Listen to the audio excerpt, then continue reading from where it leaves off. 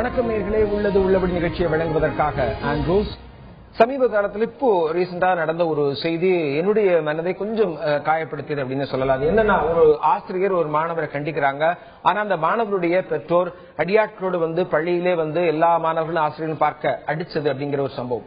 இதுக்கு விசாரணை ஒரு பக்கம் நடந்துட்டு இருக்கு. சிலர் கைது செய்யப்பட்டிருக்கிறார்கள். இது ஒரு பக்கம் இருந்தாலும் கூட ஒரு ஆசிரியர் ஒரு மாணவனை கண்டிப்பது, கவனிப்பது அப்படிங்கிறது எதனால அப்படின்னா, அந்த மாணவன் ஒரு பின்தங்கிய நிலையில இருப்பான். அந்த மாணவனை இன்னும் மேம்படுத்துவதற்காக, இல்ல ஒரு சிறந்த மாணவனாக உருவாக்குவதற்காக அப்படின்னே பொதுவாக சொல்லப்படுகிறது. இந்த நிலையில பார்க்கும்போது ஒரு அரசும் அதையே தான் செய்கிறது. எல்லா மக்களும் மேம்பட வேண்டும் என்பதற்காக பல்வேறு திட்டங்களை வழங்குகிறார்கள், அறிவிக்கிறார்கள். அந்த திட்டங்கள் எல்லா மாநில மக்களுக்கும் சென்றடைய வேண்டும் என்பதற்காக மாநிலங்களாக பிரிக்கப்படுகிறது, மாவட்டங்களாக பிரிக்கப்படுகிறது. அவை ஒவ்வொன்றும் ஒரு பகுதியில் சென்று அந்த பகுதியில் இருக்கக்கூடிய மக்களை, கீழ்த்தட்டு பகுதியாக இருந்தாலும் பின்தங்கிய பகுதியாக இருந்தால் அந்த பகுதியை மேம்படுத்துவதற்குண்டான ஒரு முயற்சியை மேற்கொள்ளக்கூடிய ஒரு வழிதான் இந்த பிரித்து அதற்கு இன்னும் அதிக கவனம் செலுத்துவதற்குண்டான ஒரு முக்கியத்துவத்தை கொடுக்கப்படுகிறது. அந்த வகையில் 2007ஆம் ஆண்டு பிரிக்கப்பட்ட ஒரு மாவட்டம் அரியலூர் மாவட்டம். அந்த மாவட்டம் இன்று வரை 7 ஆண்டுகள் முடிந்து தற்போது இந்த கடந்த 21ஆம் தேதி தான் அந்த 7வது ஆண்டு முடிந்து 8வது ஆண்டில் காலடி எடுத்து வைத்திருக்கிறது அந்த அரியலூர் மாவட்டம். இன்னும் அது பின்தங்கிய மாவட்டமாகவே இருக்கிறது. ஏன், என்ன பிரச்சனை இருக்கிறது? அங்க இருக்கக்கூடிய மக்கள் அதை பற்றி என்ன நினைக்கிறார்கள்? எதனால் இந்த காலதாமதம்? இன்னும் எந்தெந்த துறைகள் இன்னும் வளர்ச்சி அடையாமல் இருப்பது என்பது பற்றி எல்லாம் இன்றைய உள்ளது உள்ளபடி நிகழ்ச்சி நாம் பேச காத்திருக்கிறோம். முதலில் இது பற்றிய ஒரு செய்தி தொகுப்பை பார்க்கலாம்.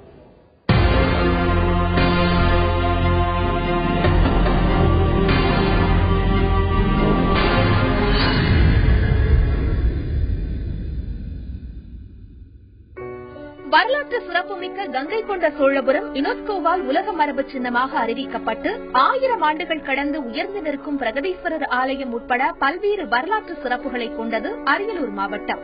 பின்தங்கியிருக்கும் அரியலூர் பகுதி வளர்ச்சியை மேம்படுத்தும் விதமாக 2001ஆம் ஆண்டு ஜனவரி 1ஆம் தேதி பெரம்பலூரில் இருந்து பிரிந்து அரியலூர் தனி மாவட்டமாக உருவாக்கப்பட்டது. அதன் பின்னர் நிர்வாக காரணங்களுக்காக 2002ஆம் ஆண்டு மார்ச் 31ஆம் தேதி அரியலூர் மாவட்டம் மீண்டும் பெரம்பலூர் மாவட்டத்துடன் இணைக்கப்பட்டது. இதன் பின்னர் 2007ஆம் ஆண்டு நவம்பர் 23ஆம் தேதி மீண்டும் அரியலூர் மாவட்டம் உதயமானது. அதன்படி அரியலூர் ஜெயங்கொண்டம் நகராட்சி, அரியலூர் உடையார்பாளையம் வருவாய் கோட்டங்கள், அரியலூர் உடையார்பாளையம் செந்துறை ஆகிய 3 வட்டங்கள், அரியலூர் திருமானூர் செந்துறை ஜெயங்கொண்டம் ஆண்டிமடம் பழூர் ஒன்றியங்கள், 2 பேரூராட்சிகள், 201 ஊராட்சிகளுடன் அரியலூர் தனி மாவட்டம் உதயமானது. இதில் அரியலூர் ஜெயங்கொண்டம் ஆண்டிமடம் ஆகிய 3 சட்டமன்ற தொகுதிகள் அடக்கம். இங்கு சுண்ணாம்புக்கல் மிகுதியாக கிடைப்பதால் தமிழகத்திலேயே அதிகமான எண்ணிக்கையில் சிமெண்ட் ஆலைகள் இங்கு செயல்பட்டு வருகின்றன. நெய்வேலிக்கு அடுத்தபடியாக ஜெயங்கொண்டம் பகுதியில் அதிக அளவில் படிமங்களாக நிலக்கரி கிடைக்கிறது.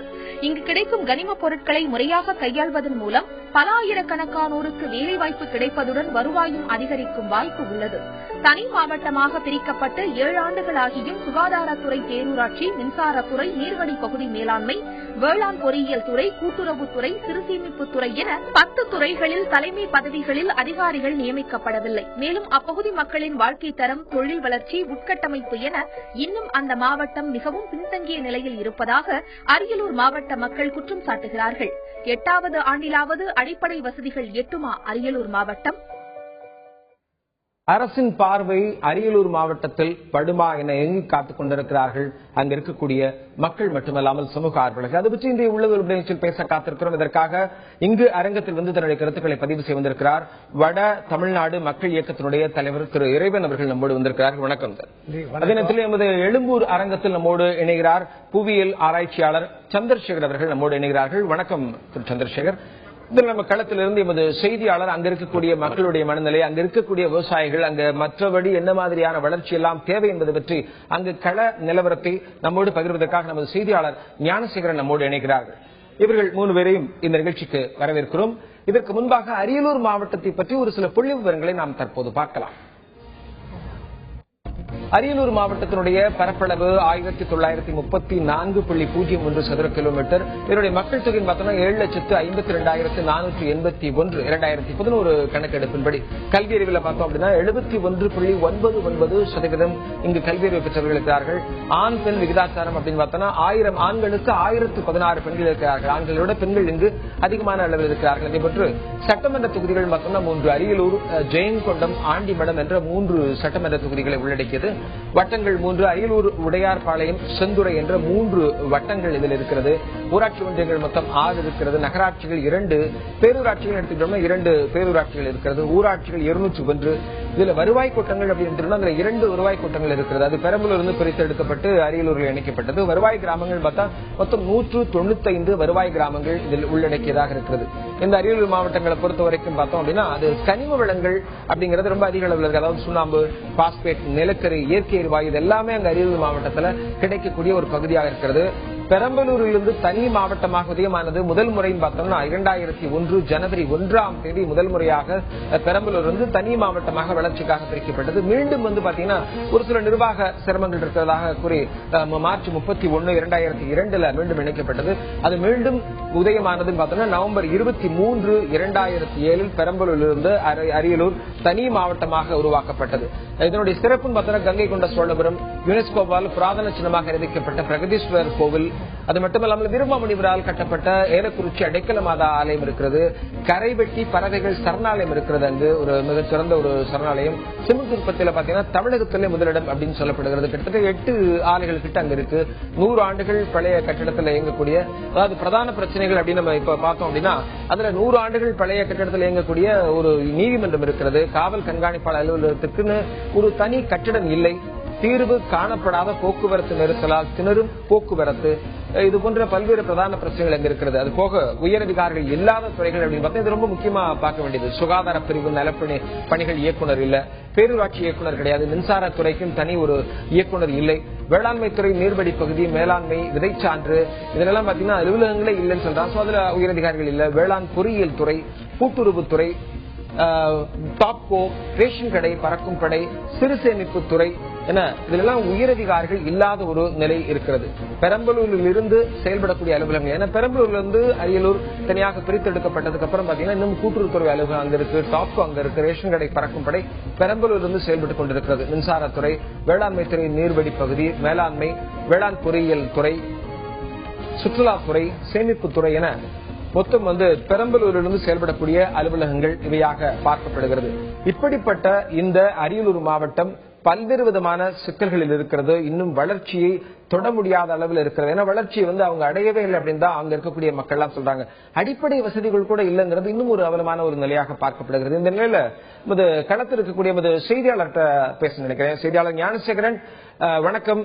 அங்க இருக்கக்கூடிய நிலவரம், ஏன்னா அரியலூரை பொறுத்த வரைக்கும் அதனுடைய சிறப்பு அம்சம் என்ன? அரியலூரை பொறுத்த வரைக்கும் அங்க எத்தனை ஆண்டுகளுக்கு முன்னாடி அது முன்னாடி இருந்த வரலாறை பற்றி சொல்லுங்க, தற்போதைய நிலவரத்தை பத்தி சொல்லுங்க ஞானசேகரன். அரியலூர் மாவட்டம் வந்து முன்னொரு காலத்தில் கடலால் சூழப்பட்டு பின்னர் வந்து நிலப்பகுதியா மாறினதா வரலாற்று ஆய்வுகள் கூறுனது. அரியலூர் மாவட்டம் வந்து 1000 ஆண்டுகளுக்கு முன்பு பாத்தீங்கன்னா வந்து ராஜேந்திர சோழன் சிறப்பாக வந்து ஆட்சி புரிஞ்சிருக்காரு. அதாவது வந்து இந்த கங்கை கொண்ட சோழபுரத்தை தலைநகரமா வச்சு தெற்காசியா முழுவதும் தலைநகரமா அது இருந்து அதை சிறப்பாக ஆட்சி புரிஞ்சிருக்காரு. அதன் வெளிப்பாடுதான் வந்து அவர் கட்டியதுதான் அந்த கங்கை கொண்ட சோழபுரம் கோவில். அந்த கோயிலை மையமா வச்சுதான் தெற்காசியா முழுமைக்கும் வந்து தலைநகரமா வச்சு ராஜேந்திர ஆட்சி புரிஞ்சிருக்காரு. அதன் அடிப்படையில் வந்து அவர் காலத்துல மிக சிறப்பான ஏரிகள், பொன்னேரி, இந்த கால்வாய் திட்டங்கள், நீர்மின் திட்டங்கள், நிறைய திட்டங்களை வந்து அவர் காலத்துல செயல்படுத்திருக்காரு.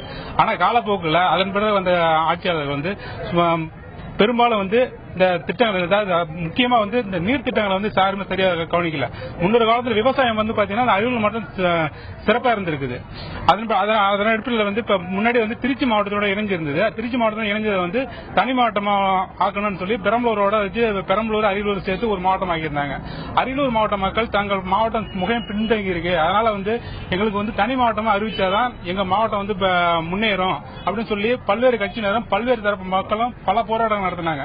நெடுநாளைய போராட்டத்துக்கு அப்புறம் கடந்த 2001ஆம் ஆண்டு வந்து அந்த மாவட்டம் வந்து தனியா பிரிச்சு கொடுக்கப்பட்டது. ஆனா பிரிச்சு கொடுத்த 1.5 ஆண்டுக்குள்ளே திருப்பி என்ன பண்றாங்கன்னாக்க அடுத்த ஆட்சியாளர் வந்து இந்த மாவட்டத்தை வந்து தேவையில்லாதது. இது வந்து நமக்கு வந்து ஒரு மாட்டம் பெரம்பலூரோட இணைச்சு நல்லா இருக்கும் அப்படின்னு சொல்லி நிர்வாகத்துல கோளாறு இருக்கு அப்படின்னு சொல்லி திரும்ப இணைச்சிடுறாங்க. அதுக்கப்புறமா மீண்டும் வந்து கடந்த 2007ஆம் ஆண்டு நவம்பர் 23ஆம் தேதி மீண்டும் அரியலூர் மாவட்டம் துவங்கப்பட்டது.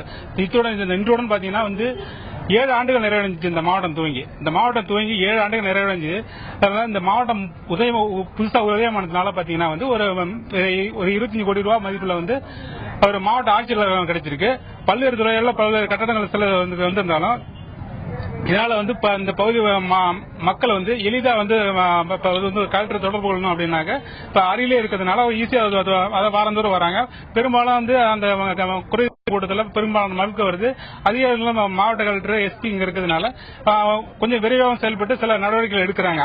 அதுடன் பாத்தீங்கன்னாக்க இப்ப வந்து அது இல்லாம பாத்தீங்கன்னா பல்வேறு திட்டங்கள்ல வந்து இன்னும் வந்து பின்தங்கியே தான் இருக்குது. இந்த திட்டங்கள் வந்து இவ்வளவு இருந்தாலும் பல்வேறு அரசுகள் உயர் துறையில வந்து இன்னும் வந்து பல துறைகள் வந்து பெரம்பலூர் மாவட்டத்திலிருந்து தனியா பிரிக்கப்படாம அரியலூர்ல இருந்து இந்த சுற்றுலாத்துறை எல்லாம் பாத்தீங்கன்னா அரியலூர்ல இருக்கு. இங்க மிகச்சிறந்த சுற்றுலா தலங்களான கங்கோட சோழபுரம் பிரதேஸ்வரர் கோயில், ஏலாக்குறிச்சி வீரமாமுனியர் கட்டி அடைக்கலமத ஆலயம், உலக சிறப்பு வந்து அது வெளிநாட்டு பறவைகள் ஆஸ்திரேலியா போன்ற நாடுகள் இருந்தெல்லாம் வந்து இந்த கரைவெட்டி பறவை இந்த சீசன்ல இப்ப நவம்பர் டிசம்பர் ஜனவரி இந்த சீசன்ல வந்து வரும். அதெல்லாம் பாத்தீங்கன்னா இன்னும் முற்புறதா இருக்கு. அந்த ஒரு ஏரி இருக்குது, ஒரு கிட்ட 1400 ஏக்கர் பரப்புல அந்த ஏரி இருக்கு. அந்த ஏரியில இப்ப வந்து பல்லாயிரக்கணக்கான பறவைகள் இருக்குது. ஆனா அதை பார்க்க போறதுக்கு பாத்தீங்கன்னாக்க வந்து ஒரு பாதை கூட சரியா இல்ல. அதே மாதிரி பாத்தீங்கன்னா இந்த வீரமாமுனியர் கோயிலுக்கு போற அந்த பாதைகளும் சில செப்பனாக இருக்கு. இது போன்ற பல்வேறு குறைகளோட இந்த மாவட்டம் இருக்குது. பல்வேறு திட்டங்கள் வந்து அரசு செயல்படுத்த சில திட்டங்கள் வந்து மாவட்ட அளவில் அங்க அரியலூர்ல இருக்கிறதுனால நமக்கு வந்து கிடைச்சிட்டு இருக்கு. ஞானசேகரன், இப்போ நீங்க அரியலூர் பற்றி, அரியலூர் பிரிந்தது, தற்போது தனி மாவட்டமா இருக்கிற வரைக்கும் முழு தகவல் சொல்லியிருக்கிறீங்க. இந்த நிலையில பெரம்பலூர்ல இருந்து அரியலூருக்கு பிரிந்ததற்கு பிறகும் அரியலூர் சம்பந்தப்பட்ட அந்த துறைகள் என்னென்ன துறைகள் வந்து பெரம்பலூர்ல செயல்பட்டு இருக்கு, அது பற்றிய விவரங்கள் சொல்லுங்க ஞானசேகரன். அதாவது இந்த முக்கியமா வேளாண்மை நீர்வடி மேலாண்மை துறைன்னு ஒண்ணு இருக்குது. அது வந்து அது இருந்தாதான் வந்து இந்த எந்த பகுதியில் அணைகள் கட்டலாம், எந்த பகுதியில் நீர் தேக்க திட்டத்தை செயல்படுத்தலாம் அப்படிங்கிற மாதிரி இருக்கு. அந்த துறை வந்து இன்னும் இங்க வரல. அதே மாதிரி பாத்தீங்கன்னாக்க வந்து சிறு சேமிப்பு துறை அதுவும் இங்க வரல. அதே மாதிரி இந்த கூட்டுறவுத்துறை, அந்த தமிழ்நாடு வாணிப கழகம் மற்றும் இந்த ரேஷன் கடை போன்ற துறைகள் வந்து இன்னும் வந்து அரியலூர் மாவட்டத்துக்கு வந்து கொண்டு வரப்படல. அதோட வந்து நம்ம அரியலூர் மாவட்டத்தில் அதாவது சுகாதாரத்தை பேணி காக்கக்கூடிய சுகாதார இயக்குனர் பணி இன்ன வரைக்கும் முழுமையாக செயல்படுத்தவே படல. அதனாலதான் வந்து பாத்தீங்கன்னா இன்னும் வந்து இந்த அரியலூர் மாவட்ட தலைநகரமா இருக்க வழியே பட் இந்த மாவட்டத்தில் ஒரு தலைமை மருத்துவமனை அறிவிக்கப்பட்ட மருத்துவமனையில இதுவரைக்கும் எந்த ஒரு சிகிச்சையும் பெரும்பாலும் மேற்கொள்ளும். எப்ப வந்து அதே எந்த சிகிச்சைக்கு சென்றாலும் என்ன பண்றாங்கன்னா இங்க இருந்து உடனே வந்து தஞ்சாவூருக்கு மாத்தி விட்டுறாங்க. ஒரு மாவட்ட மருத்துவமனை அடுத்த நவீன வசதிகளான ஒரு சிடி ஸ்கேனோ ஒரு எக்ஸ்ரே பிரிவோ மற்றும் ரத்த பரிசோதனை பிரிவோ போன்றவை இல்ல. அந்த இதுல அதனால வந்து இந்த கூடுதல் இந்த சுகாதாரத்துறை நலப்பணி இயக்குனர் வரைக்கும் இது பண்ணல. பேரூராட்சிகளை கட்டுப்படுத்தும் திட்டங்களை செயல்படுத்தும் பேரூராட்சி இயக்குனரும் இங்க கிடையாது. அதே போன்று மின்சாரத்துறை இயக்குனர் ஞானசேகரன் நம்ம தொடர்ந்து பேசலாம்.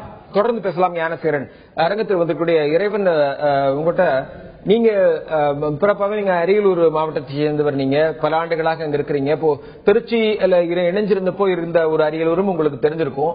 தற்போது பெரம்பலூர்ல இருந்து பிரிந்து திருப்பி மீண்டும் இணைந்து திருப்பி பிரிந்த ஒரு அரியலூர் மாவட்டத்தை பத்தியும் தெரியும்.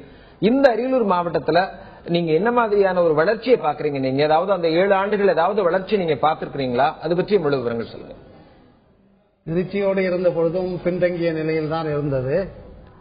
பெரம்பலூரில் இருந்து பிரிந்த பிறகும் பின்தங்கிய நிலையில் தான் இருக்கிறது.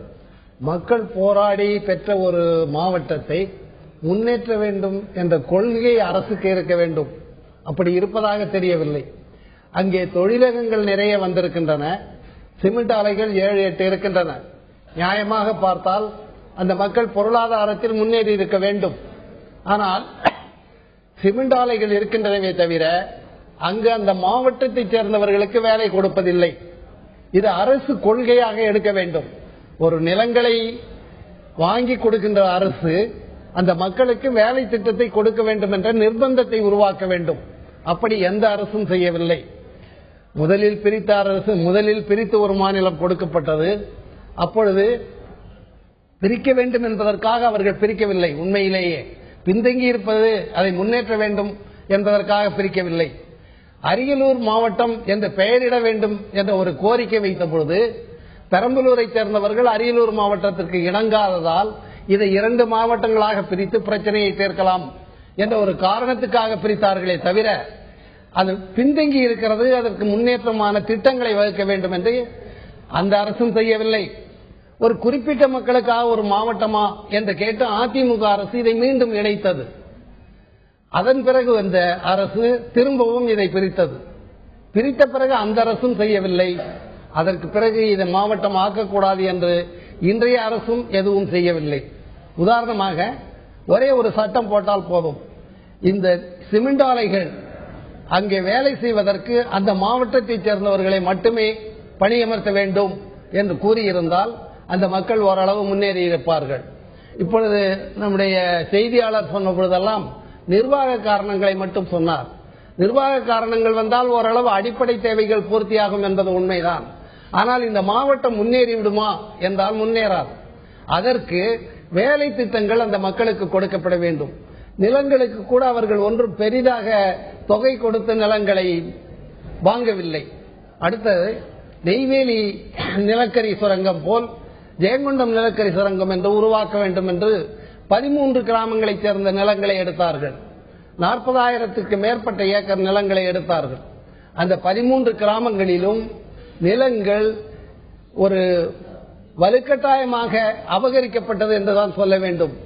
ஒரு நஞ்சை நிலம் போன்ற சாகுபடிக்கு பயன்படுகின்ற நிலங்களுக்கு 18,000 ரூபாயிலிருந்து 28,000 ரூபாய் கொடுத்து வாங்கினார்கள். அவர்கள் மக்கள் பணத்தை வாங்கவில்லை என்றவுடன் வங்கியில் பணத்தை கட்டிவிட்டு அந்த நிலங்களை எடுத்துக்கொண்டார்கள். அதற்கு பிறகு அங்கு சாலைகள் போடுவதில்லை.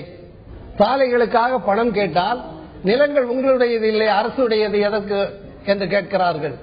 பஞ்சாயத்து போர்டுக்கு நியாயமாக அங்கு நடக்கின்ற பத்திரப்பதிவுகளின் மூலம் வருமானம் வரும். அதெல்லாம் முழுதாக நின்றுவிட்டது. எனவே அந்த 13 கிராமங்களும் ஏறத்தாழ ஒரு முடக்கப்பட்ட நிலைக்கு வந்துவிட்டன. அதே போல் சிமெண்ட் ஆலைகளுக்கு நிலம் கொடுத்தவர்கள் எல்லாம் ஒரு 1 லட்சம் 2 லட்சம் என்று கொடுத்தவர்களால் இப்பொழுது 7 லட்சம் 8 லட்சம் கொடுத்து வேறு இடங்களிலே நிலம் வாங்க முடியாததால் கூலி வேலைகளுக்காக பிற மாநிலங்களுக்கு செல்லுகின்ற அவல நிலைகள் இருக்கிறது. எனவே அரசு இந்த மக்களுக்கு ஏதாவது செய்ய வேண்டும் என்றால் நிச்சயமாக சிமெண்ட் ஆலைகளுக்கு ஒரு நிர்பந்தத்தை உருவாக்க வேண்டும். சின்ன சின்ன கான்ட்ராக்டர் கூட அப்பகுதியில் இருந்து வருகிறவர்களுக்கு கொடுப்பதில்லை. வேறு மாவட்டங்களில் இருந்து வருகிறவர்கள் தான் 100க்கு 100 அங்கே கான்ட்ராக்டர்களாக இருக்கிறார்கள். செய்தியாளர் ஞானசேகரன் இருக்காரு. ஞானசேகரன் கேட்கலாம். ஞானசேகரன், உங்க கூட நிறைய அங்க இருக்கக்கூடிய அந்த பகுதி மக்கள் இருக்கிறாங்க. அந்த தனி மாவட்டமாக பிரிக்கப்பட்ட பிறகும் இன்னும் அவர்கள் சந்திக்கக்கூடிய பிரச்சனைகள் என்ன, அவங்ககிட்ட கேளுங்க. அதாவது அரியலூர் மாவட்டம் தனியா பிரிக்கப்பட்டு இந்த நகராட்சி எப்படி இருக்குது அப்படிங்கறத பத்தி நம்மளோட பேசுறதுக்கு இந்த நகராட்சியினுடைய துணைத்தலைவருடைய கணவர் நம்மளோட இருக்காரு, மனோகரன். அவர்கிட்ட நம்ம கேட்போம். ஐயா, இப்ப இந்த அரியலூர் மாவட்டம் பிரிஞ்சு 7 ஆண்டுகள் ஆகுது. இந்த 7 ஆண்டுகள்ல இந்த நகரம் எப்படி எந்த அளவு வளர்ச்சி இருந்திருக்கு, இதனால என்ன பலன் அடைஞ்சிருக்கீங்க, அதை பத்தி கொஞ்சம் சொல்லுங்க. அரியலூர் மாவட்டம் பிரிஞ்சு 7 ஆண்டுகள் நடைபெற்றோம். இதுவரை எந்தவித பணிகளும் முழுமையாக நடைபெறவில்லை. மாவட்ட தலைநகரம் என்ற அந்தஸ்தோடு பேரளவில் தான் இருக்கின்றன. ஆனால் எந்தவித சுகாதார வசதியோ மக்களுக்கு தேவையான அடிப்படை வசதியோ கிடையாது. நகராட்சி நிர்வாகத்தில் பல தடவை இதை முறையிட்டும் அவர்கள் இதுவரை எந்தவித நடவடிக்கை எடுக்கவில்லை. 2008ஆம் ஆண்டு அரியலூர் நகரில் பாதாள சாக்கடை திட்டம் 28 கோடியே 10 லட்சத்தில் தொடங்கப்பட்டு இதுவரை கிட்டத்தட்ட 14 கோடி ரூபாய் வழங்கப்பட்டு விட்டது. ஆனால் நகராட்சி பணிகள் இதுவரை பாதாள சாக்கடை திட்டம் முழுமையாக செயல்படவில்லை. இது சம்பந்தமாக பலரிடம் முறையிட்டும் எந்தவித நடவடிக்கை எடுக்காததால் கடந்த மாதம் சென்னை உயர்நீதிமன்றத்தில் பாதாள சாக்கடை திட்டம் முடிவடைந்து எப்போது மக்கள் பயன்பாட்டுக்கு வரும், இதுவரை செய்த பணிகளை ஆய்வு செய்ய வேண்டும் என்று இந்த வழக்கிலே பிரதிவாதிகளாக மாவட்ட ஆட்சித்தலைவர், நகராட்சி ஆணையர், நகராட்சி நிர்வாக ஆணையர் சென்னை இவர்கள் மீது வழக்கு தொடர்ந்து 4 வார காலத்திற்குள் மேற்கண்டவர்கள் பதிலளிக்குமாறு உத்தரவிட்டு வழக்கு நிலுவையில் உள்ளது. ஆனால் இதுவரை செய்த பணிகள் நகராட்சி பாதாள சாக்கடை திட்ட பணிகள் செய்த தொகை 14 கோடியும் அரசு பணம் விரயமாகிறது என்பதை தந்தி டிவி வாயிலாக தெரிவித்துக் கொள்கிறோம். அதேபோல மாவட்ட மருத்துவமனையில் போதிய மருத்துவ வசதி கிடையாது. விபத்து என்று ஏற்பட்டு யார் வந்தாலும் உடனே அருகில் உள்ள தஞ்சாவூர் மருத்துவக் கல்லூரி மருத்துவமனைக்கோ அல்லது தனியார் மருத்துவமனைக்கு செல்கின்ற அவல நிலை தான் ஏற்படுகிறது. முறையாக ஒரு ஸ்கேன் வசதி கூட கிடையாது. எக்ஸ்ரே மிஷின் பொழுதுக்கு இப்ப எப்போது பார்த்தாலும் பழுதடைந்து உள்ளது. எக்ஸ்ரே மிஷினை ஓட்ட வேண்டும் என்று சொல்லக்கூட அதுக்கு மின்சார வசதி கிடையாது, ஜெனரேட்டர் வசதி கிடையாது. ஒரு குறிப்பாக கொள்ளிடம் குடிநீர் பல்வேறு பகுதிகளில் சரியாக வருவதில்லை. அப்படியே வந்தாலும் சாக்கடை கலந்து நீர் வருகிறது. இதுக்கும் பல தடவை நகராட்சி நிர்வாகத்தில் சொல்லியும் எந்தவித நடவடிக்கை எடுக்கவில்லை. இங்கிருந்து 25 கிலோமீட்டர் கொள்ளிடத்தில் இருந்து அரியலூருக்கு கூட்டு குடிநீர் திட்டம் செயல்பட்டு வந்தது. ஆனால் அங்க 100 லிட்டர் தண்ணி புறப்பட்டு வந்தால் இங்கு வருவது 25 லிட்டர் தான். வழியிலே பல்வேறு உடைப்புகள் ஏற்பட்டுவிட்டன. அந்த உடைப்புகள் சரி செய்வதற்காக நகராட்சி நிர்வாகத்தால் பல்வேறு பணிகள் மேற்கொண்டு அதுக்கு அதற்கும் அரசு பணம் தான் விரயமாகிறது. இதற்கும் பல்வேறு போர்பணி அனுப்பி எந்தவித நடவடிக்கையும் எடுக்கவில்லை. கேட்டால் அது நகரில் பெரும்பாலான மின்விளக்குகள் எரிவதில்லை. மின்விளக்குகள் கேட்டால் எங்களுக்கு எந்தவித அதிகாரமும் இல்லை. இதுவரைக்கும் நிரந்தரமாக அரியலூர் நகராட்சி என்று எந்தவித ஆணையரும் வரவில்லை. கடந்த 3 ஆண்டுகளாக நகராட்சி நிர்வாகம் செயல்பட்டும் இதுவரை 5 ஆணையர்கள் நகராட்சி ஆணையர்கள் நியமிக்கப்பட்டும் ஒவ்வொருவரும் இன்சார்ஜ் தான். தற்போது கூட நகராட்சி இருந்த ஆணையர் விடுப்பில் சென்று விட்டார். இதற்கு நகராட்சி பொறியாளர் தான் தற்போது நகராட்சி ஆணையராக செயல்பட்டு வருகிறார். அவர் கேட்டால் எனக்கு எந்தவித அதிகாரமும் கிடையாது, நிதி ஆதாரம் கிடையாது என்று குறை கூறுகின்றார். நிதி ஆதாரத்தை திரட்ட வேண்டியவர்கள் எல்லாம் தூங்கிக் கொண்டிருக்கின்றார்கள். இதே நிலை நீடித்தால் பல்வேறு கட்ட போராட்டங்களை ஏற்படுத்தி மீண்டும் அரியலூர் நகரை செல்விப்படுத்த எங்களால் என்ன முயற்சி செய்யுமோ செய்து கொடுப்போம் என்று தெரிவித்து கொள்கிறேன். நன்றி. மாவட்டம் பிரிஞ்சு 7 ஆண்டுகள் அடிப்படை வசதிகளான இந்த சாக்கடை கலந்த குடிநீர் தான் குடிச்சிட்டு இருக்காதாகவும் எந்தவித அடிப்படை வசதியும் தற்பொழுது செயல்படுத்தப்படவில்லை என்றும் மனோகரன் தெரிவிக்கிறார். தொடர்ந்து பேசலாம் ஞானசேகரன். அவர் குறிப்பிட்டது போல நகராட்சி அதிகாரிகள் அதற்குண்டான உரிய நடவடிக்கைகளை திட்டங்களை செயல்படுத்தவில்லை என்ற ஒரு குற்றச்சாட்டு. அதற்குண்டான ஒரு தண்ணீர் வசதியோ மற்ற வசதியோ ஏற்பாடு செய்திருந்தால் கூட அது முழுமையாக அந்த மக்களை சென்றடையவில்லை என்ற ஒரு குற்றச்சாட்டும் நிலவுகிறது என்பதை நம்ம அவருடைய குற்றச்சாட்டாக எடுத்துக்கிறோம். இந்த நேரத்தில் எழும்பூர் அரங்கத்தில் நம்மோடு இணைந்திருக்கிற புவியியல் ஆராய்ச்சியாளர் சந்திரசேகர் நான் கேட்கக்கூடிய கேள்வி. திரு சந்திரசேகர், இந்த அரியலூர் மாவட்டத்தை பொறுத்த வரைக்கும் அது கனிம வளங்கள் அதிகமாக இருக்கக்கூடிய ஒரு பகுதி. சுண்ணாம்பு, பாஸ்பேட், நிலக்கரி, இயற்கை எரிவாயு வரை கனிம வளங்கள் அதிகமாக இருக்கக்கூடிய ஒரு பகுதியாக பார்க்கப்படுகிறது. அப்படி இருந்தும் ஏன் இதுல இன்னும் அதிக அளவுல ஒரு தொழில் நிறுவனங்களோ இல்ல மற்ற ஒரு மேம்படுவதற்கான இந்த மாவட்டத்தை மேம்படுத்துவதற்குண்டான முயற்சிகள் எடுக்கப்படலையா, இல்ல எடுத்தும் அது சிறப்பாக செயல்படலையா? அதை பற்றி உங்களுடைய முதல்கட்ட கருத்தை பதிவு செய்யுங்க. இது வணக்கம். முதலில் 8ஆம் ஆண்டை தொடர்கின்ற அரியலூர் மாவட்ட பொதுமக்களுக்கு தந்தை டிவியின் சார்பாக நன்றி கலந்த வணக்கத்தை தெரிவித்துக் கொள்கிறேன். ஒரு சிறப்பான ஒரு மாவட்டமாக அமைய வேண்டும், ஒரு சிறப்பான ஒரு பகுதியாக அரியலூர் அமைய வேண்டும் என்பதற்காக ஆட்சியர்களின் சார்பாக இந்த மாவட்டம் பிரிக்கப்பட்டது. வெள்ளாறு ரிவர் என்று சொல்லக்கூடிய வடக்கு நோக்கியும் கொள்ளிடம் என்று சொல்லக்கூடிய தெற்கில் இருந்த உள்ளிட்ட மொத்த பகுதியும் இன்று அரியலூர் மாவட்டமாக உள்ளது. இது அரியலூர் மாவட்டம் சிறிய மாவட்டமாக இருந்தாலும் ஒரு குறிப்பிட்ட பகுதி டெல்டா பகுதி என்று சொல்லு டீப்பலூர் யூனியனும் திருமானூர் பகுதியும் டெல்டா பகுதியாகவும், வடக்கு பகுதியில் இருக்கக்கூடிய அரியலூர் யூனியன், ஜெயங்கொண்டம் யூனியன் என்பவைகள் ட்ரைலேண்ட் இருக்கக்கூடிய காடு பகுதிகள் நிறைந்ததாகவும் இருக்கிறது. மொத்த நிலப்பரப்பிலே சுமார் 739 சதுர கிலோமீட்டர் அளவுக்கான காடும் மீதியான பகுதிகள் டெல்டா நிலமாகவும் இருக்கிறது. அரசு ஆரம்பித்த இந்த 7 ஆண்டுகளிலே அரசு அதிகாரிகள் தொடர்ந்து இந்த மாவட்டத்தில் இருக்கக்கூடிய அரசு அதிகாரிகள் ஒருவேளை சிறப்பாக இருந்திருந்தால் இந்த மாவட்டம் இன்னும் சிறப்பாக இருந்திருக்கும் என்கின்ற ஒரு கருத்து இருந்தாலும் அரசு ஆளுகின்ற அரசோ அல்லது அதற்கு முன்பு இருந்த அரசோ கொண்டு வந்திருக்கின்ற திட்டங்களை நிறைவேற்றுவதிலே சில தடங்கல்களும் சில பிரச்சனைகளும் இந்த மாவட்டத்தில் இருக்கிறது என்பதுதான் என்னுடைய நோக்கம். 9 சிமெண்ட் ஆலைகள் திருச்சியில் இருந்து ஜெயங்கொண்டம் போகின்ற ஒரே ஒரு சாலையிலே 9 சிமெண்ட் ஆலைகள் இன்று தினம் 50,000 டன் சிமெண்ட் உற்பத்தி செய்யக்கூடிய ஒரு மிகப்பெரிய சிமெண்ட் சிட்டி என்று சொல்லக்கூடிய மாவட்டமாக இன்று தமிழகத்திலே மிக சிறந்து விளங்கக்கூடிய ஒரு மாவட்டம். இதில் நேரடியான வேலை வாய்ப்பு அதிகம் இல்லை, கொடுக்கவில்லை என்றாலும் மறைமுகமான வேலை வாய்ப்பு என்று சொல்லக்கூடியவர்கள் இந்த மாவட்டத்திலே இன்று பார்த்தீர்கள் என்றால் இன்னொரு சிறிய நாமக்கல் போன்று இங்கு டிப்பர்கள் இல்லாத ஊரே இல்லை. ஒவ்வொரு நில சுகாந்தார்களும் அல்லது நிலம் வைத்திருந்தவர்களும் இன்று வாகனங்கள் அதிக அளவிலே வைத்திருக்கிறார்கள். ஒரு தொழிலை சார்ந்து இருக்கிறார்கள். சிமெண்ட் உற்பத்தி அல்லது சிமெண்டை எடுத்து வருவது அல்லது சுரங்கத்திலே பணி செய்வது, சுரங்கத்தோடு தொடர்புடைய பணிகளை செய்வது என்று இங்கு பணிகள் நிறைந்திருக்கிறது. அந்த பணியை நீங்கள் எந்த வகையில எடுத்துக் கொள்கிறார்கள் என்பதுதான் இதில் இருக்கக்கூடிய ஒரு சிக்கல். எல்லோருமே வேலை செய்ய வேண்டும். ஒரு மனிதன் காலையில 8 மணியிலிருந்து 5 மணி வரைக்கும் ஒரு பணியை நிறைவாக செய்ய வேண்டும் என்ற நிலையிலே இந்த மக்கள் ஊக்குவிக்கப்பட்டால் அல்லது ஒரு விழிப்புணர்வை ஏற்படுத்தப்பட்டால் நிச்சயமாக இங்கு இருக்கக்கூடிய அரசு மற்றும் தனியார் சிமெண்ட் ஆலைகள் இவர்களை பயன்படுத்திக் கொள்ளும் என்பதில் எனக்கு எந்தவிதமான ஒரு மாற்று கருத்தும் இல்லை. சந்திரசேகர் தொடர்ந்து பேசலாம். இந்த நேரத்தில் நம்மோடு இணைகிறார்கள் முன்னாள் அரசு செயலாளர் திரு சந்தானம் அவர்கள் நம்மோடு இணைகிறார்கள். அவர்கிட்ட நம்ம பேசலாம். வணக்கம் திரு சந்தானம். ஒரு மாவட்டம் புதிதாக பிரிக்கப்படும் போது அது எந்த நோக்கத்திற்காக பிரிக்கப்படுகிறது, அது இன்னும் மேம்படுவதற்காக என்னென்ன மாதிரியான திட்டங்கள் அங்கு தீட்டப்படும், அது பற்றிய ஒரு முழு விவரங்கள் சொல்லுங்க சந்தானம்.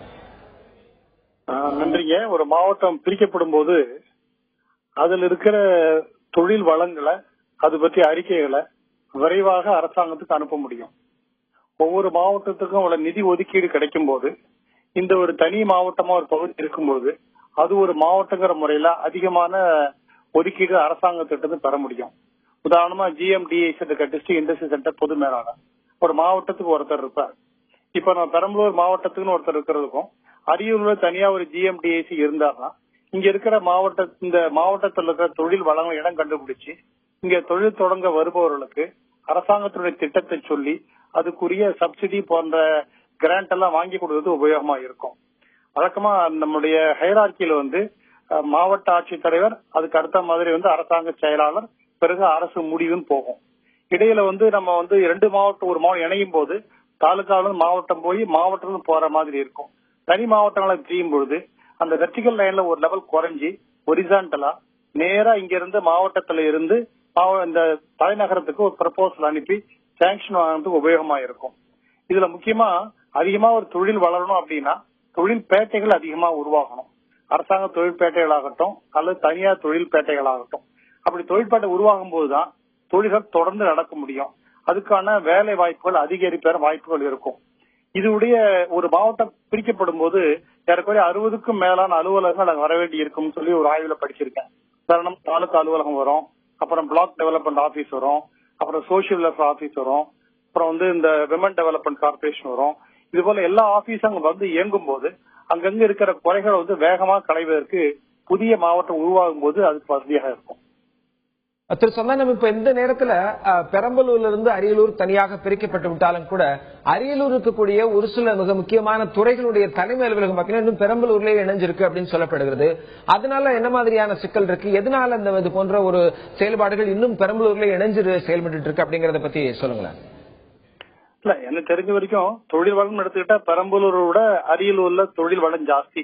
இங்கதான் சிமெண்ட் தொழிற்சாலைகள் ஜாஸ்தி. அதனால தொழில் வளம் அதிகம் உள்ள, தொழில் வளத்துக்கு அதிக வாய்ப்பு உள்ள ஒரு மாவட்டம் அரியலூர் மாவட்டம்.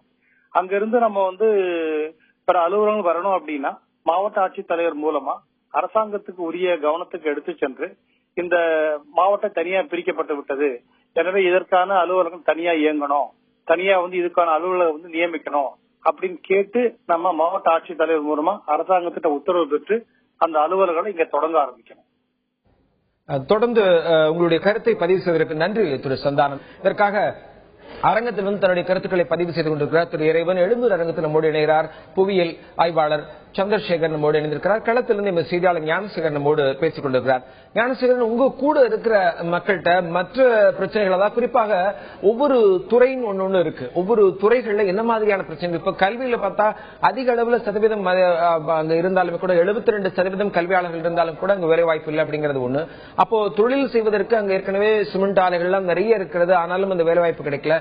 இந்த கல்வி, தொழிற்சாலை, இது பற்றி அங்க இருக்கக்கூடிய மக்கள், உங்க கூட இருக்கிறவங்க என்ன சொல்ல நினைக்கிறாங்க?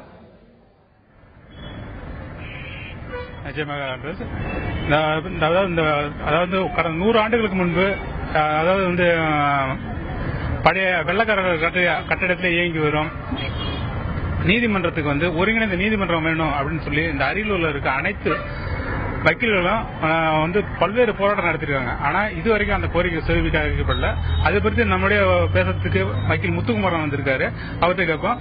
இப்போ இந்த நீதிமன்றம் வேணும் நீங்க பல்வேறு போராட்டம் நடத்துங்க. இது பற்றி எந்த நடவடிக்கை என்னோட செயல்பட பத்தி சொல்லுங்க. அதோட இந்த காவல்துறையில உள்ளது அரியலூர் மாவட்டத்துக்கு மட்டும்தான் இருக்கிற ஒரு பெரும் துயரம் என்னன்னா, இந்த மாவட்டத்தை நிர்வகிக்கிறதுக்கே ஒரு 7 ஆண்டுகள், மாவட்டமா தன்னை நிர்மாணித்துக் கொள்வதற்கே இந்த மாவட்டத்துக்கு 7 ஆண்டுகள் ஆயிருக்கிறது. இது மேற்கொண்டுதான் இது மாவட்டத்தை நிர்வாகம் பண்ணணும். இந்த மாவட்டத்தை நிர்வாகம் பண்றதுக்கான கட்டமைப்பு வசதிக்கு தேவையான காவல்துறையும் நீதித்துறையும் முடங்கி கிடக்கிறது. காவல்துறையும் கடன் வாங்கிய ஒரு கட்டடத்தில் இயங்கிக் கொள்கிறது. நீதித்துறை ஒரே ஒரு நீதிமன்றத்துக்காக கட்டப்பட்ட வெள்ளைக்காரன் ஆட்சி காலத்தில் கட்டப்பட்ட நீதிமன்றத்தில் இந்த 8 நீதிமன்றங்கள் இயங்கிட்டு இருக்கு. இந்த 8 நீதிமன்றங்களிலும் மழை காலத்தில் வழக்கறிஞர்களும் வழக்காளிகளும் நீச்சல் அடிச்சு சென்று கட்சியாட வேண்டிய ஒரு சூழ்நிலை இருக்குது. இந்த தொடர் அவலத்துக்காக தொடர்ந்து போராட்டம் நடத்திட்டு இருக்கிறோம், மேற்கொண்டு நடத்திட்டு இருக்கிறோம். இடம் தேர்வு செய்வதற்கே இன்னும் பேப்பர் மூலியமா வெறும் அறிக்கை போர்தான் நடந்துட்டு இருக்கே தவிர டிபார்ட்மெண்ட் இடம் தேர்வு செய்யப்படவில்லை. காவல்துறை கண்காணிப்பாளருக்கு நுண்பிரிவு கிடையாது, மோப்பநாய் பிரிவு கிடையாது, காவல்துறை கட்டுப்பாட்டு அலுவலகம் கிடையாது. அதனால குற்றங்கள் பெறுது. இந்த குற்றங்கள் பெறுவது நடக்கிறது கோர்ட் நடத்துறதுக்கு முடியாத ஒரு இயலாத சூழ்நிலை இருக்கு. இந்த சூழ்நிலை மாவட்டத்துக்கு ஒரு பெரும் துயரான சூழ்நிலையா தான் நாங்க பாக்குறோம்.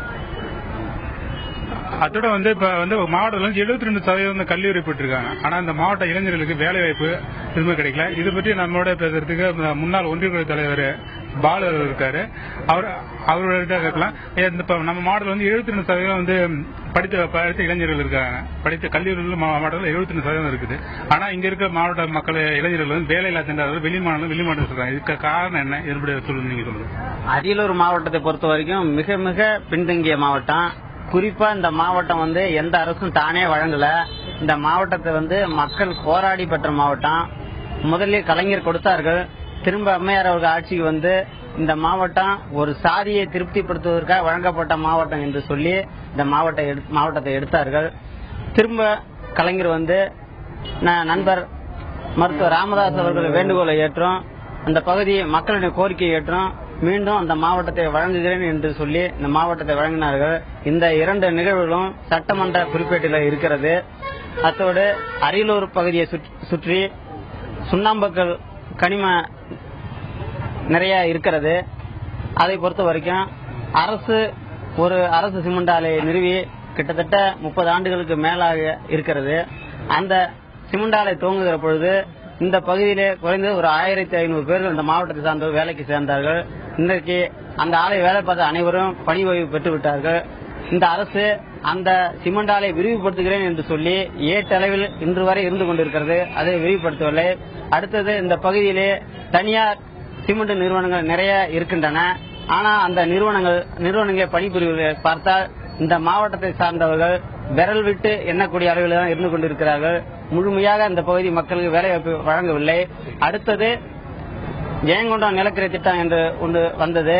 அதை எந்த அரசும் அந்த பகுதி மக்களை அணுகி அந்த மக்களுடைய கோரிக்கையை ஏற்று அந்த திட்டத்தை கொண்டு வராமல் அந்த மக்களுடைய நிலங்களை அடிமாட்டு விலைக்கு வாங்கி அந்த திட்டத்தை நிறைவேற்றியுள்ளோம் என்று இதுவரை கனவு கொண்டு இருக்கிறார்கள். ஆனால் அந்த பகுதி மக்களுடைய கோரிக்கையை ஏற்று அந்த திட்டம் இந்த பகுதிக்கு வந்தால் இந்த பகுதியில் உள்ள இந்த மாவட்டத்தில் உள்ள படித்த இளைஞர்கள் அத்தனை பேருக்கும் வேலை வாய்ப்பு பெருக்கும். அதை உடனே திட்டத்தை இந்த அரசு கொண்டு வர வேண்டும். நன்றி, வணக்கம். நன்றி. அதுவும் பாத்தீங்கன்னா இந்த சுகாதார மருத்துவத்துறையில பாத்தீங்கன்னா பல்வேறு மருத்துவமனைகள் இன்னமும் முழுமைப்படாம அடிப்படை வசதியோட இல்லாம இருக்குது. அதை பற்றி நம்முடைய கம்யூனிஸ்ட் ஏஜ் தண்டமணிங்கிற இருக்காரு. அவருக்கு ஐயா அரியலூர் மாவட்டத்தில் இப்ப பல்வேறு மருத்துவமனைகள் இருக்கு. அரியலூர், ஜெயங்கொண்டம், செந்துறை போன்ற மருத்துவமனை இருக்கு. அரியலூர் மாவட்ட மருத்துவமனை தலைமை மருத்துவமனையாக உயர்த்தப்பட்டிருக்கு. ஆனா இன்னமும் இந்த மாவட்டத்தில் எந்த ஒரு இதா இருந்தாலும் வெளி மாவட்டத்துக்கு தான் அனுப்பிவிடுறாங்க. இதை பத்தி உங்களுக்கு கருத்து சொல்லுங்க.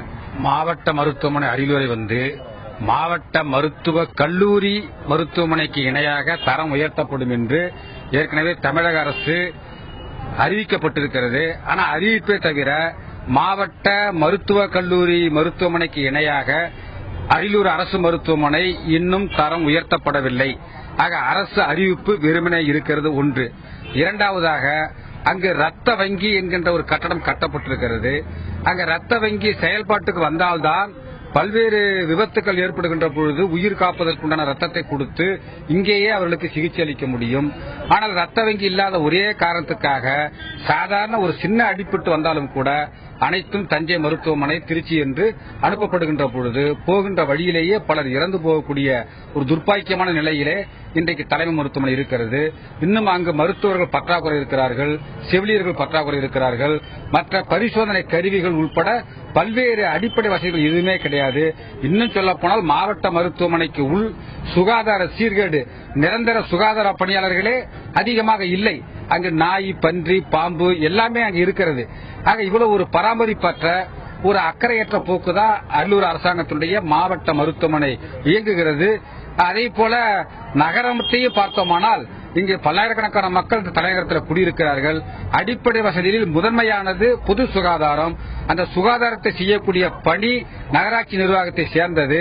ஆனால் நகராட்சி நிர்வாகத்தால் பர்மனன்ட் சுகாதார பணியாளர்கள் 43 பேர் தான் இது இருக்கிறார்கள். இந்த 43 பேர்ல 28 பேர் தான் அன்றாட சுகாதார பணிக்கு அனுப்பப்படுகிறார்கள்.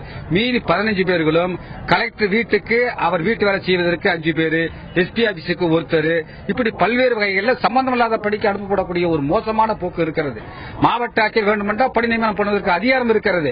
நகராட்சி மக்களுடைய வரி பணத்திலே சம்பளம் வாங்கிக் கொண்டு இந்த மக்களுக்குத்தான் சுகாதார பணி செய்யப்பட வேண்டிய பணியாளர்களை சம்பந்தம் இல்லாமல் வேறு பணிகளுக்கு அனுப்புவதனால் இந்த மக்களுக்கு, இந்த ஊர் மக்களுக்கு பொது சுகாதாரம் கேள்விக்குறியாக இருக்கிறது. காலரா கிளரா போன்ற வியாதி வந்துவிடுமே என்ற அபாயம் இருக்கிறது. எல்லா தெருகளிலும் குப்பங்கூலை தேங்கி கிடக்கிறது. அதை பற்றி நகராட்சி நிர்வாக அதிகாரிகள் கவலையே படுவதில்லை. நகராட்சி நிர்வாகம் மட்டுமல்ல, போர்டு தலைவர் அவர்கள் உட்பட கவலைப்படவில்லை. எனவே இதெல்லாம் சீர் செய்யப்பட வேண்டும் என்று கேட்டுக் கொள்ளப்படுகிறது. ஞானசேகரன், நம்ம தொடர்ந்து பேசலாம். அவங்க குறிப்பிட்டதிலிருந்து கல்வி இருந்தாலும் கூட அங்க இருக்கக்கூடிய மக்களுக்கு முறையான ஒரு தொழில் வளர்ச்சி அங்க இருக்கக்கூடிய தொழில் நிறுவனங்கள் தரவில்லை. அவர்கள் வெளி மாநிலங்களுக்கோ வெளி இடங்களுக்கோ சென்று வேலை தேடுகிறார் ஒரு குற்றச்சாட்டு நிலவுகிறது.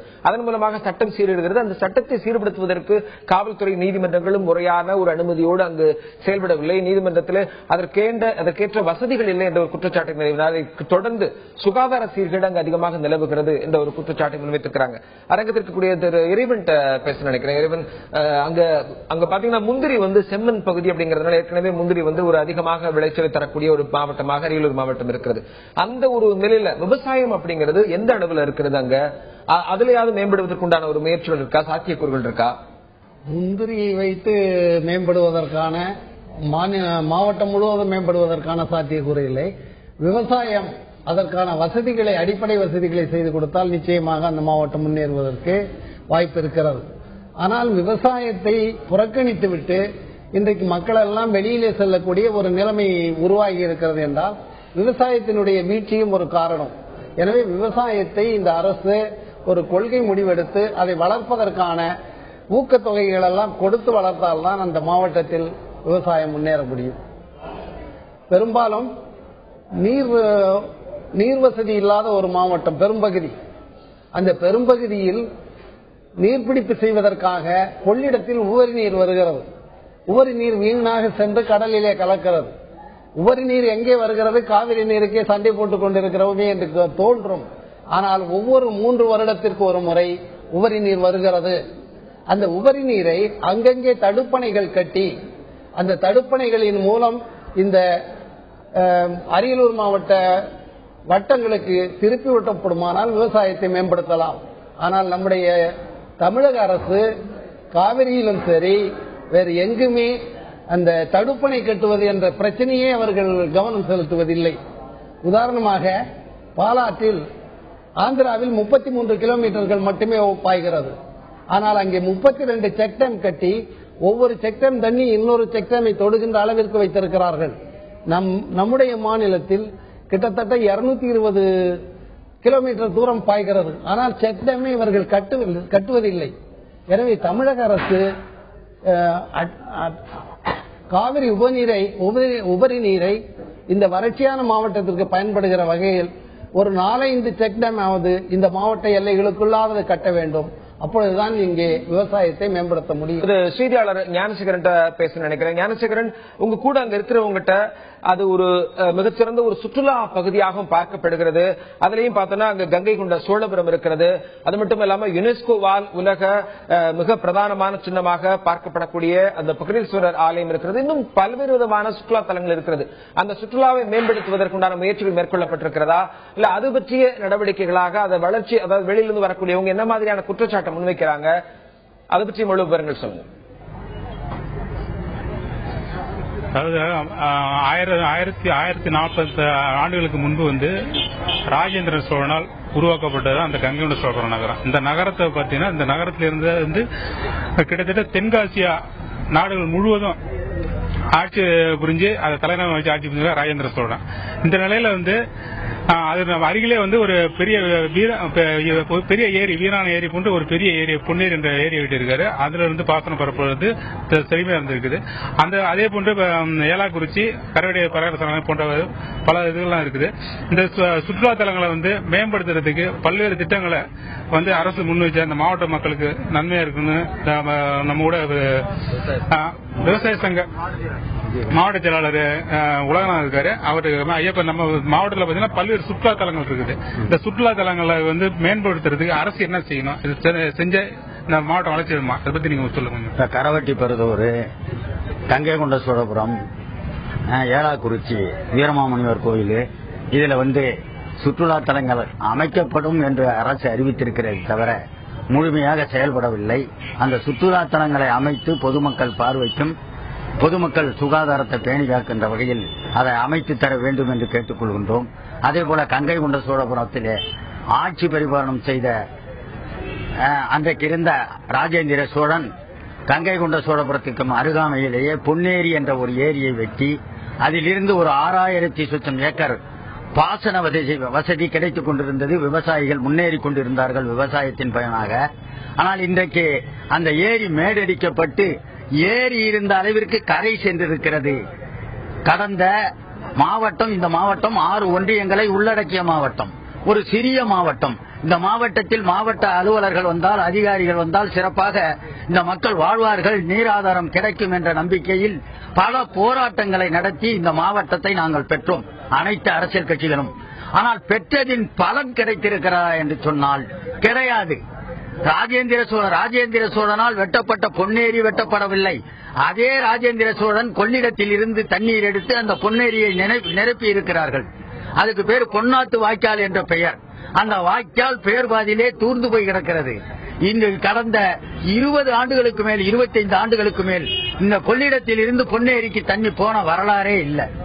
ஆனால் ராஜேந்திர சோழன் காலத்திலே வெட்டப்பட்ட அந்த ஏரியில், பொறியாளர்கள் இல்லாத வெட்டப்பட்ட அந்த வாய்க்காலில் தண்ணீர் போய் கொண்டிருந்தது.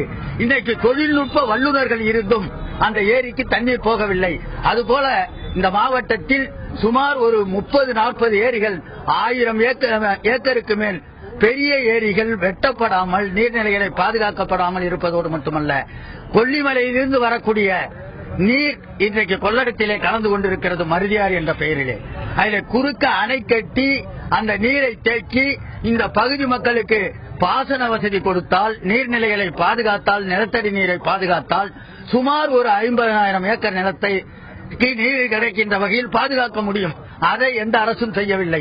அதேபோல கொள்ளிடத்திலே கதவுடன் கூடிய தடுப்பணை கட்ட வேண்டும் என்று சொல்லி விவசாயிகள் பல ஆண்டுகளாக போராடிட்டு இருக்கிறோம். ஆனா இன்றைய தேதி வரை தடுப்பணை கட்டப்படவில்லை.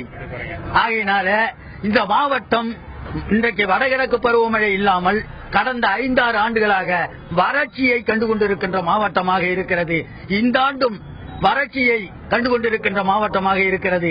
அதனால் தமிழ்நாடு அரசு விவசாயிகளுக்கு உரிய நிவாரணம் வழங்குவதற்கு ஏற்பாடு செய்து நிவாரணம் வழங்க வேண்டும் என்று கேட்டுக்கொள்கிறேன். தொடர்ந்து பேசலாம் ஞானசேகரன், தொடர்ந்து பேசலாம். போராட்டம் கண்டோம், அந்த போராட்டத்தில் வெற்றியும் கண்டோம். அதன் மூலமாக நவம்பர் மாதம் 2007 அரியலூர் தனி மாவட்டமாக உருவாக்கப்பட்டது. ஆனால் அதற்குண்டான நோக்கம் நிறைவேற்றப்பட்டதா என்றால் கேள்விக்குறி மிஞ்சுகிறது என்ற ஒரு கருத்தை பதிவு செய்திருக்கிறார்கள். இந்த நிலையில 2007ற்கு பிறகு நிறைய வளர்ச்சி திட்டங்களை அல்லது அரியலூர் மாவட்டத்திற்காக செய்திருக்கிறோம் என்ற ஒரு கருத்தையும் அவர்கள் தரப்பிலே செய்தார்களா, என்ன செய்தார்கள் என்பது பற்றியெல்லாம் சொல்வதற்காக நம்மோடு இணைகிறார்கள் அரியலூர் மாவட்ட ஆட்சியர் சரவண வேல்ராஜ். அது மட்டுமில்லாமல் அரியலூர் மாவட்டத்தினுடைய SP GR உல்ஹக் என்ன சொல்கிறார்கள் கேட்கலாம். அரியலூர் டிஸ்ட்ரிக்ட் எஸ்டாப்ளிஷ் ஆகுனதுக்கு 7 வருஷம் ஆயிடுச்சு. இந்த 7 வருஷத்துல காவல்துறை மூலமாக டிஸ்ட்ரிக்ட்ல நிறைய நடவடிக்கைகள் எடுத்திருக்காங்க. குற்றங்கள் குறிப்பானதுக்கு, போக்குவரத்து சரியா பண்றதுக்கு நிறைய நடவடிக்கை எடுத்திருக்காங்க. நிறைய முக்கியமான ஜங்ஷன்ல சிக்னல்ஸ் போட்டிருக்காங்க. அதுக்கப்புறம் எல்லா ஒர்க்கிங் டேல மக்களுக்கு என்ன கிரிவான்ஸ் இருக்கணும் எனக்கு நேரடியாக எழுதி கொடுக்க எங்க எஸ்பி ஆஃபீஸ்க்கு வந்துடணும். அவங்க என்ன கிரிவான்ஸ் இருக்கணும் டைம் லிமிட்ல சரியா பண்றதுக்கு முயற்சி பண்ணுவாங்க. அதுக்கப்புறம் மக்களுக்கு என்ன தகவல் இருக்கு குற்றங்களுக்கு பத்தி வேற தகவல் இருக்கு போலீஸ்க்கு கண்டிப்பா ஷேர் பண்ணணும். போலீஸ் டிபார்ட்மெண்ட்ல உங்களுக்கு இன்ஃபர்மேஷன்ஸ் மூலமாக நிறைய நடவடிக்கை எடுக்க முடியும். ஸோ இது எனக்கு உங்களுக்கு வேண்டுகோள் தான். நன்றி. வருவாய்த்துறை மூலம் கடந்த 8 ஆண்டுகளில் பொதுமக்களுக்கு பட்டாக்கள் வழங்கப்பட்டு வருகின்றன. வளர்ச்சி துறையின் மூலம் பிலோ பாவர்ட்டி லைன் உள்ள மக்களுக்கு வீடுகள் கட்டித்தரப்படுகின்றன. குறிப்பாக முதலமைச்சரின் சூரிய விளக்கு பொருத்திய வீடுகள் கடந்த 3 ஆண்டுகளில் கட்டித்தரப்பட்டுள்ளன. சமூக நலத்துறை மூலம் திருமண உதவித்தொகை ஏழை பெண்களுக்கு வழங்கப்பட்டு வருகின்றன. நெடுஞ்சாலைத்துறையின் மூலம் சாலை பணிகள் பல மேற்கொள்ளப்பட்டுள்ளன. குறிப்பாக கீழப்பலூர் பகுதியில் விபத்து பகுதியில் என்பதால் அதில் ஸ்பீட் பிரேக்கர்கள் மற்றும் விளக்குகள் பொருத்தி விபத்துகள் அதிக அளவில் தடுக்கப்பட்டுள்ளன. இதுபோல மற்ற துறைகளிலும் பொதுமக்களுக்கு பயனடும் வகையில் நல்ல முறையில் செயல்பட்டு வருகின்றன. 2007க்கு பிறகு என்னென்ன திட்டங்கள் செயல்படுத்தப்பட்டிருக்கின்றன இந்த கருத்தை அவர்கள் மூலமாக சொன்னார்கள். இந்த நிலையில் இறைவன் அவங்ககிட்ட 2007க்கு பிறகு இந்த திட்டங்கள்லாம் செயல்படுத்தப்பட்டிருக்கு. என்ன செய்தால் இன்னும் அந்த மாவட்டம் வளர்ச்சி பெறும்? சுருக்கமாக சொல்லுங்க. தடுப்பணைகள் கட்டி விவசாயத்தை மேம்படுத்த வேண்டும். 1 ஏக்கர் நிலத்திலிருந்து வெட்டப்படுகின்ற இந்த உப்புக்கல் என்கின்ற சிமெண்ட் கல்லின் மூலம் கிட்டத்தட்ட 100 கோடி ரூபாய் ஒவ்வொரு நிறுவனமும் சம்பாதிக்கிறது. அந்த 100 கோடி ரூபாயில் ராயல்டியாக ஒரு 5 கோடியை 1 ஏக்கருக்கான 5 கோடியை ஒதுக்கி அந்த மக்களினுடைய இன்றைக்கு அவர்கள் ஆஸ்துமாவால் பாதிக்கப்படுகிறார்கள், நுரையீரல் நோய் வருகிறது, இதன் மூலம் இதய நோய் வருகிறது என்கிறார்கள். ஒவ்வொரு சிமெண்ட் ஆலையும் அதன் எல்லைகளுக்கு உட்பட்டு ஒரு ஸ்பெஷாலிட்டி மருத்துவமனையை ஏற்படுத்த வேண்டும். இந்த கோரிக்கையை அரசு நிர்பந்தம் செய்து அவர்களிடம் நடைமுறைக்கு கொண்டு வர வேண்டும். நெய்வேலி நிறுவனம் அரசு நிறுவனம் தான். ஆனால் தமிழக அரசுக்கு ராயல்டி என்று இதுவரை 3000 கோடி ரூபாய் கொடுத்திருக்கிறது. ஏன் இந்த சிமெண்ட் ஆலைகளிடமிருந்து ராயல்டியாக தமிழக அரசு பெறக்கூடாது? அதை இந்த மாவட்ட மக்களினுடைய நலனுக்காக பயன்படுத்தக்கூடாது என்ற கேள்வியை அரசியை நோக்கி வைத்து என்னுடைய உரையை முடிக்கிறேன். நன்றி இறைவன். இவர் குறிப்பிட்டது போல அரியலூர் மாவட்டம் 2007 நவம்பர் 23ஆம் தேதி உருவாக்கப்பட்டது. அது உருவாக்கப்பட்டு 8வது ஆண்டை தொட்டிருக்கிறது. இன்னும் முன்னேற்றங்கள் எட்டப்படவில்லை என்பது அவர்களுடைய குற்றச்சாட்டாக இருக்கிறது. கல்வி, சட்டம், மருத்துவம், உள்கட்டமைப்பு வசதிகள், குறிப்பாக குடிநீர், சாலை வசதிகள், இது போன்ற வசதிகள் எல்லாம் சீர் செய்யப்பட வேண்டும். அங்க இருக்கக்கூடிய சுற்றுலாத்துறை மேம்படுத்த வேண்டும். திட்டங்கள் மட்டுமே தீட்டிருக்கிறார்கள், அது இன்னும் முழுமையாக செயல்படுத்தப்படவில்லை என்ற ஒரு குற்றச்சாட்டு இருக்கிறது. விவசாயத்திற்கு தடுப்பணை கட்ட வேண்டும் என்ற குற்றச்சாட்டை என்ற ஒரு கருத்தை தெரிவித்திருக்கிறார்கள். கனிம வளம் அதிகமாக இருக்கக்கூடிய பகுதி, அதை இன்னும் சீர் செய்ய வேண்டும் என்ற ஒரு கருத்தை பதிவு செய்திருந்தார்கள். அரங்கத்தில் வந்து தன்னுடைய கருத்துக்களை பதிவு செய்த திரு இறைவன் அவர்களுக்கும் சந்திரசேகர் அவர்களுக்கும், அது மட்டும் இல்லாமல் மாவட்ட ஆட்சியர் சரவணவேல்ராஜ், எஸ்பி GR உல்ஹக் அவர்களுக்கும், சந்தானம் IS அவர்களுக்கும், பார்த்த நேயர்களுக்கும், எமது செய்தியாளர் அங்கிருந்து கருத்தை பதிவு செய்த ஞானசேகர் அவர்களுக்கும் நன்றி தெரிவித்துக் கொண்டு மீண்டும் ஒரு உள்ளது உள்ளபடி சந்திப்போம். நன்றி, வணக்கம்.